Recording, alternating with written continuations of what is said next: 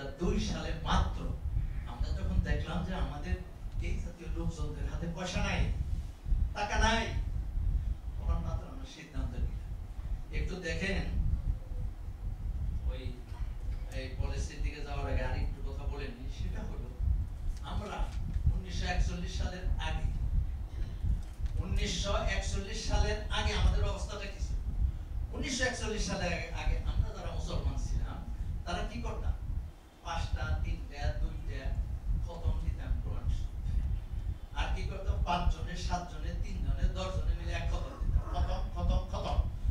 1941 সালে আমাদের সামনে আসলো যে কোরআন শরীফ পড়তে হবে অর্থ সহ, ব্যাখ্যা সহ পড়তে হবে। কোন সালে আসলো? 41 সালে। কিভাবে আসলো জানেন তো? জানেন তো? জি জি। না জানলে কইতেছে দায়িত্ব দিয়ে গেছেন দুইটা আগে আমাকে। ঠিক আছে কই একটু তাফসীর মাহফিল আছে যে এই যে ওনার নিচে যে হচ্ছেন তো 41 সাল। জি জি। Industrialist and businessman welfare foundation editor পড়া অলাপ স্বেচ্ছাসেবী কথাটা বলছি। এই জন্য ওই 1941 সালটা পড়লে পড়বার কথা বুঝা যায় না। পুরো আশেপাশে জিজ্ঞেস 1941 সাল থেকে আমাদেরকে কোরআন শরীফ থেকে বলা হলো, কি বলা হলো দেখেন। আমি নিজে ওই সমস্ত দর দিছি, কি দর দিছি? দুইটা সূরার কথা বলবো। দুইটা সূরা বিসমিল্লাহ। আল-হাকুমুত তাকাসুর হাত্তা টাকা চাই, পয়সা চাই, চাই চাই, সম্পদ চাই, যতক্ষণ পর্যন্ত এই বুকটা কবরের মাটির সাথে স্পর্শ না করলো ততক্ষণ পর্যন্ত চাই। আরেকটা ওয়াইলুল লিকুল্লি হুমাযাতিল লুমাযা আল্লাযী জামআ মালাহু। টাকা রোজগার করে টাকা রোজগার করে সকালে গনে, দুপুরে গনে, রাতে গনে, শুইতে গেছে আরেকটা সময় টাকা একবার বইটা ঠিক কথা আছে কিনা? তাদের জন্য কঠিন আযাব। কেন? যারা দান সদকা করে না, যারা দান সদকা করে না, শুধু টাকা জমায় টাকা জমায়, গনে গনে, সম্পদ চাই সম্পদ চাই সম্পদ চাই, তাদের জন্য কঠিন। এই দর্শগুলো আমাদেরকে দেওয়া, এই দর্শগুলো জ্ঞান আমাদেরকে দেওয়ার পরিপ্রেক্ষিতে আমাদের মনের অবস্থা কি হলো? ভাই আমাকে টাকা পয়সা বেশি লাগবে না, কারণ কবরে গেলে বড় মহা কঠিন প্রশ্ন। টাকা লাগবে না, আলুর ভর্তা, ডিম, ছোট মাছ, ডাল, এই শাক ওই শাক দিয়ে খাইয়া দেয়া কাছাকাছি কবরে যাইতে পারি কিনা? আমাদের টাকা পয়সা রোজগারের সাহসটা নষ্টই করে দিল, নষ্ট করে দিল না, মানে নষ্টই হয়ে গেল। অথচ ওই আয়াতগুলো আল্লাহ রাব্বুল আলামিন আমরা যারা এখানে আছি মাসে মাসে দিয়ে দিতে দিই আমাদের জন্য না, ওইটা যারা দান সদকা না করে খালি টাকা গনে, খালি টাকা গনে আর খালি চাই চাই চাই, তাদের জন্য আয়াত। এই ব্যাখ্যাটা না দিয়ে বললো টাকা পয়সা যদি রোজগার করো কবরে গিয়ে হিসাব দিতে পারবে না, টাকা পয়সার কাছে যায় না। এই আইডিয়াটা আমাদের ফলে হয়েছে কি আমাদের লোকজনরা সাহস নষ্ট হয়ে গেল, ছোট হয়ে গেল, স্বপ্ন দেখা বন্ধ হয়ে গেল।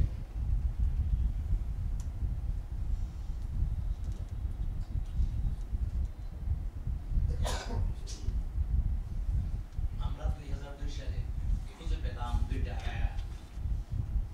বিসমিল্লাহির রহমানির রহিম। এই দুইটা আয়াত, দুইটা নির্দেশ, দুইটা আয়াত, দুইটা কঠিন শক্ত, খুবই মূল্যবান। কি? বিসমিল্লাহির রহমানির রহিম। ইয়া আইয়ুহাল্লাযীনা, সূরা জুমার 9 নম্বর এবং 10 নম্বর আয়াত। ইয়া আইয়ুহাল্লাযীনা আমানু ইযা নুদিয়াতুস সালামি মিন ইয়াউমিল জুমআহ ফাসাউ ইলা যিকরিল্লাহ যারুল বাইতিকা ইলা আখিরি আয়াত। এটা হলো দৌড়াও। এটা মানে ওয়া মান আহসানু কাওলাম মিম্মান দা, এটা হলো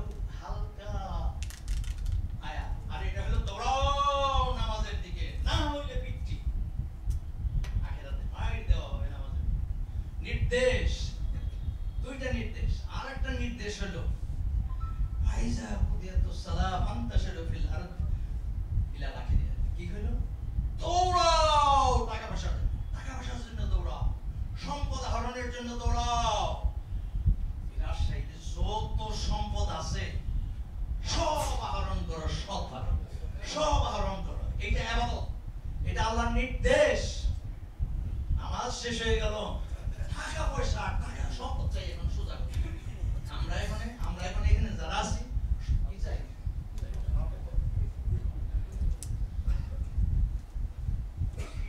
বুঝছেন?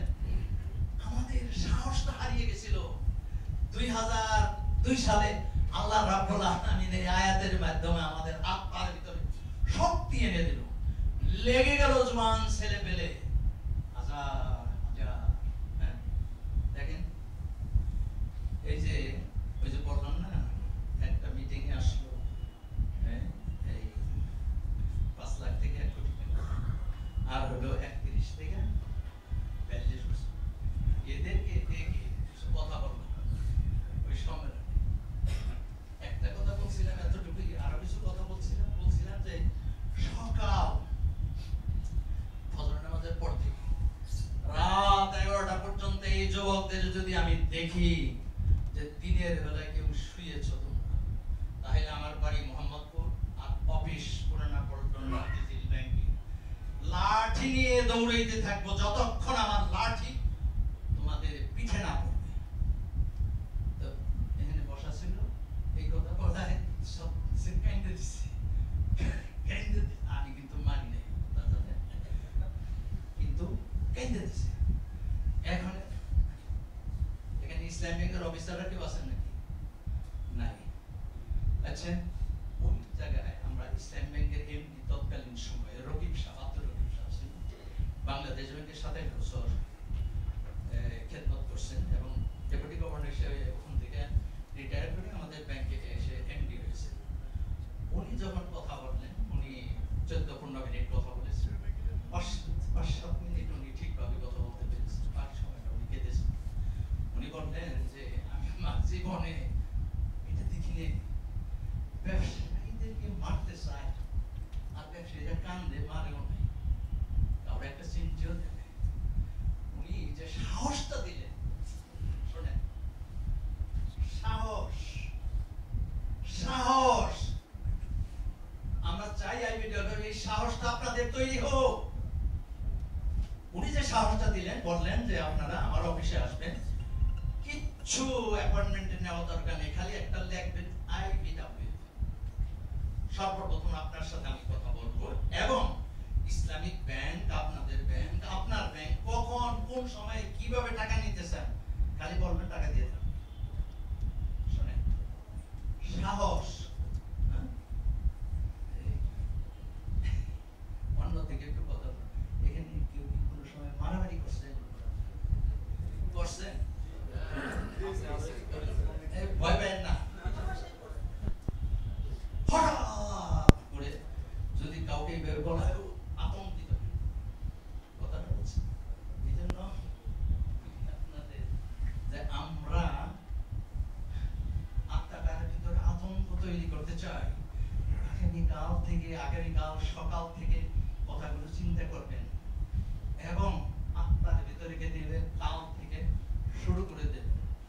পলিসির মাধ্যমে পয়সা ইনকাম, পলিসির মাধ্যমে। আপনি সকাল থেকে সন্ধ্যা পর্যন্ত দোকানে যাইতেছেন আসতেছেন, এইভাবে আপনি 30-40-50 বছরটা ব্যবসা করলেন, 5 লাখ টাকাতে ব্যবসা করে এখন আপনি 50 লাখ 1 কোটি টাকা। আমরা আপনাকে গণায় ধরবো না, ব্যবসায়ী হিসেবে গণাই ধরবো না। আপনাকে 30 বছর পরিশ্রম করেছেন, 100, 200, 300 কোটি টাকার মালিক হইতে পারলেন না, কিসের ব্যবসা করেন? একটু চিন্তা করেন। 2002 সাল থেকে যারা শুরু করছে, 2-4 জনের কথা তো বলছি, আরেকটু যদি আপনারা অ্যাক্টিভ হন, তাহলে যদি 50-60 জন যদি রাজশাহী রেখে থেকে, আমি বিভিন্ন জায়গায় বলি, এই যে এখানে আছেন না, কতজন লোক হবে? 200 থেকে নিখাত, আমার আত্মা বলতেছে, আমি যা দেখেছি ঢাকা বা সারা বাংলাদেশে, এখানে থেকে কমপক্ষে 25 থেকে 50 জন এখন থেকে 30 বছর পরে হয়তো আমি থাকবো না। আপনি দেখবেন যে তখন থেকে 25 থেকে 50 জন কমপক্ষে অন্তত 500 কোটি টাকার মালিক হবে ইনশাআল্লাহ। তাহলে যদি মালিক হন তাহলে কি আমরা আপনার কাছে টাকা চাই না, আপনি টাকা পয়সা রোজগার করবেন, কিভাবে আপনার টাকা বাড়বে সেই কথাগুলো আপনাদেরকে গল্পের মাধ্যমে স্মরণ করাই। সেটা কি জানেন? পলিসিটা কি হবে?